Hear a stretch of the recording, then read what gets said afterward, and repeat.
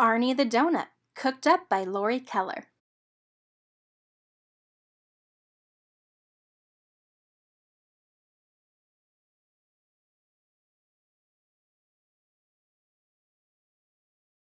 Arnie turned out to be just the kind of donut he'd hoped he'd be. Chocolate covered with bright colored candy sprinkles. Look at all my sprinkles! There must be 1,000,000 of them! He was made very early in the morning at the downtown bakery, home of the best donuts around. Arnie was proud to be one of the best. He knew that people all over town made special trips to his bakery to buy donuts of their very own.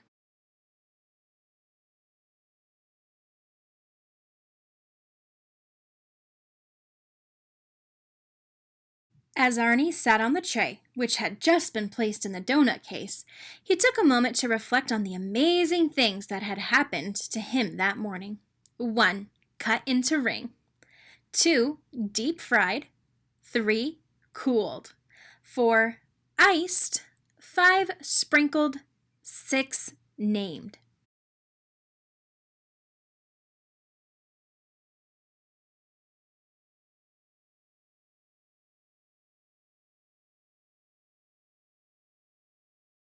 Arnie looked around and saw all sorts of donuts sitting nearby.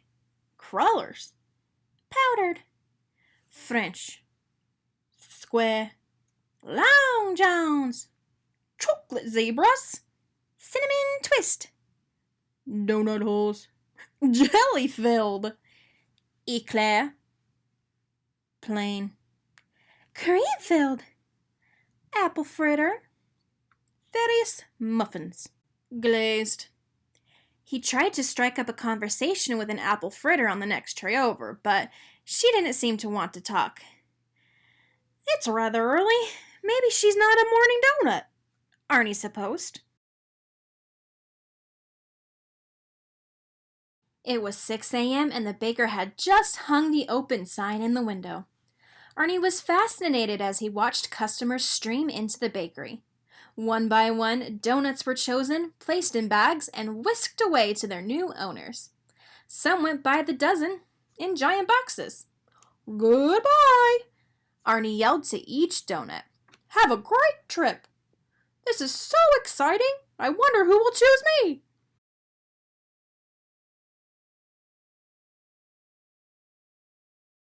Just then, Arnie looked up and saw a man pointing right at him. What?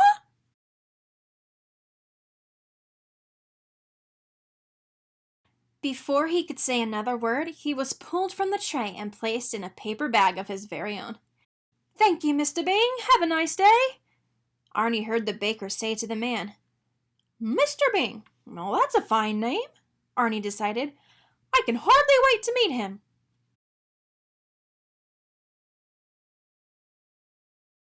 The ride to Mr. Bing's apartment was a little bumpy.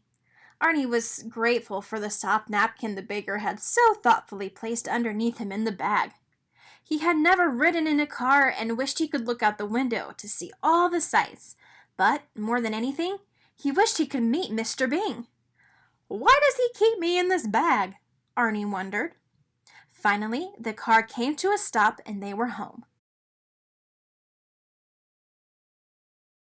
Mr. Bing carefully removed Arnie from his paper bag and placed him on a clean, shiny plate. What a handsome plate, Arnie said to himself. I'm not crazy about the design. I prefer a more modern look, but it's nothing a little paint can't fix. Mr. Bing gently lifted Arnie from his plate. Isn't that cute? Arnie thought as he closed his eyes and smiled. He wants to hold me. As Arnie relaxed in Mr. Bing's hand, he felt himself move higher and higher away from his plate. When he opened his eyes to see where he was going, he discovered that he was headed straight for Mr. Bing's open mouth. What are you doing? Shouted Arnie. Mr. Bing was stunned. He dropped Arnie back onto the plate. I was going to eat you, he replied in shock. Eat me? Arnie shrieked, his sprinkles flying everywhere. Why would you do a thing like that? Do you make a habit of eating all your house guests? No, of course not. So why then did it suddenly occur to you to eat me? Arnie demanded. Well, because you're a donut. That's what donuts are for, to eat. Do you mean to tell me you've done this before? Yes, I eat a donut every day, Mr. Bing replied sheepishly. Arnie froze.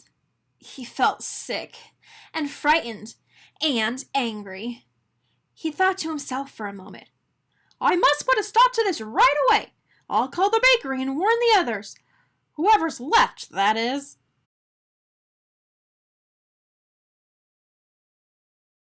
Arnie knew that there was no time to waste and that he needed to be very sneaky in order to keep his plan from Mr. Bing.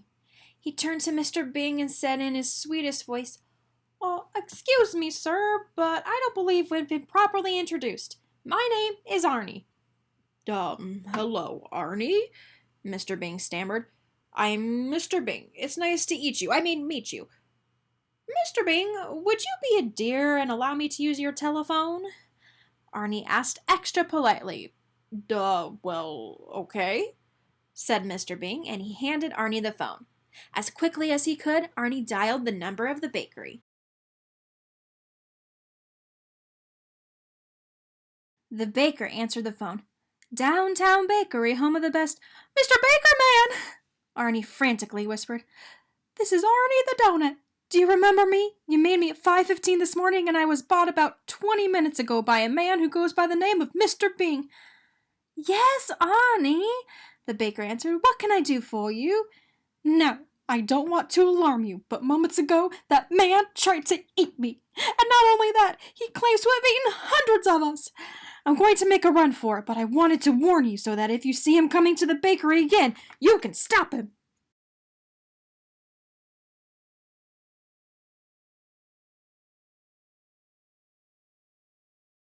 Oh, my Arnie, I thought you understood. That's why I make donuts, for people to eat. I can't believe it! Arnie gasped. Are the other donuts aware of this arrangement? Well, I think so, the baker said. Let me ask them to make sure.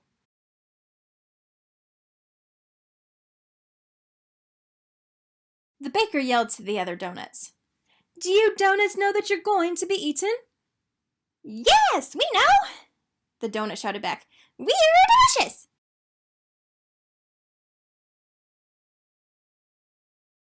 Did you hear that, Arnie? The baker asked. Arnie was crushed.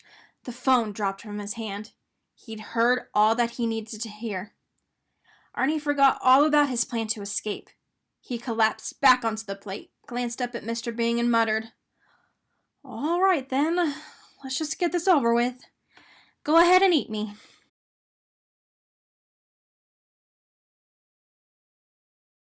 Mr. Bing gazed down at Arnie. I'm not going to eat you, Arnie, he said reassuringly. I just wouldn't feel right about it now. Really? Arnie said with a huge sigh of relief. Well, I'm glad to see that you've come to your senses. But since I'm not going to eat you, Mr. Bing continued, I'll have to figure out something else to do with you. I paid good money for you. I don't want to be wasteful. Of course not, Arnie agreed. What we need to do is each make a list of things I can do with you instead of eating you. Between the two of us, I know we'll come up with something. Good plan, Mr. Bing, Arnie said. This will be a breeze. I bet I'm good at lots of stuff. They both feverishly wrote down their ideas.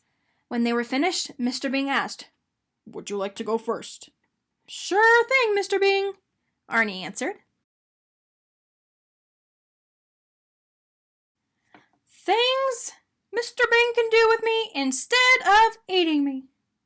Do you need a ballroom dance, partner? No, I don't dance. You could use a personal fitness trainer. I'd get too sweaty. How about a portrait painter? Oh, heavens, no. Would you like me to entertain at your parties? I don't like throwing parties. I could be your chauffeur, but you can't see over the steering wheel. I'd make a great bodyguard. Who could you protect me from, a cookie? Alrighty, Mr. Bing, let's hear what you came up with. Okie dokie, he replied.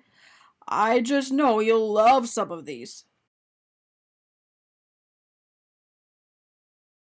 Things I can do with Arnie instead of eating him. I could use you as a pincushion. Oh, too painful.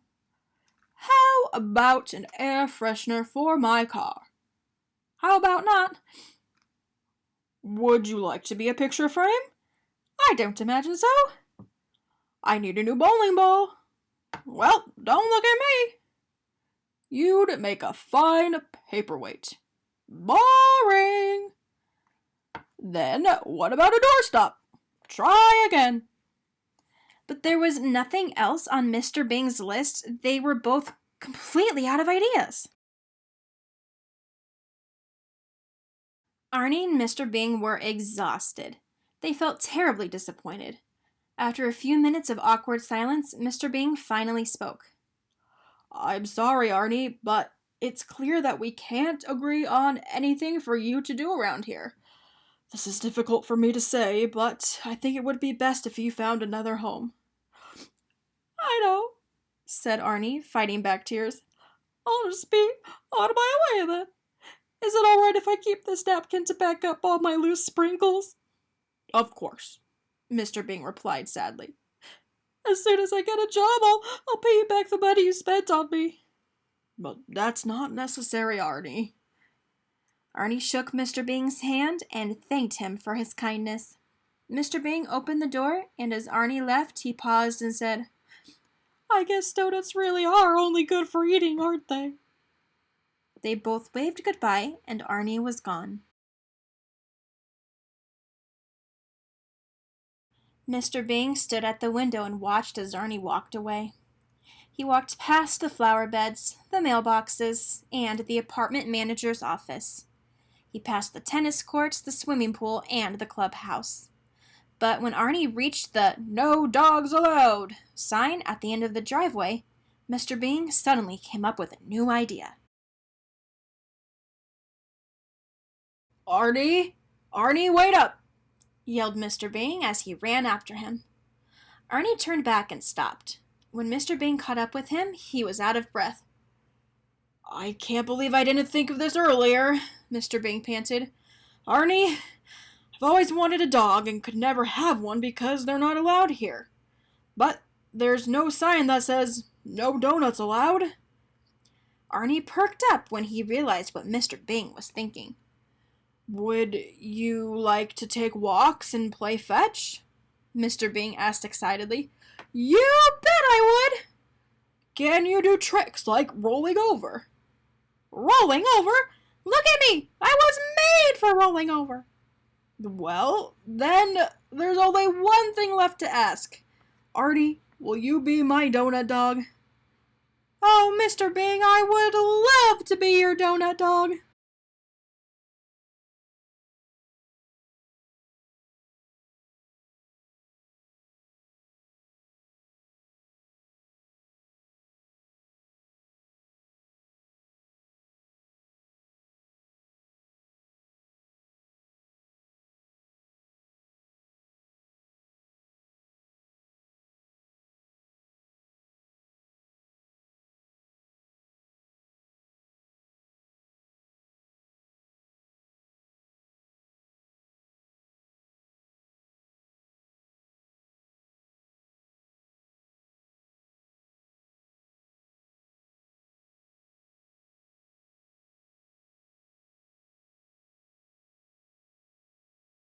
From that moment on, Arnie and Mr. Bing were inseparable.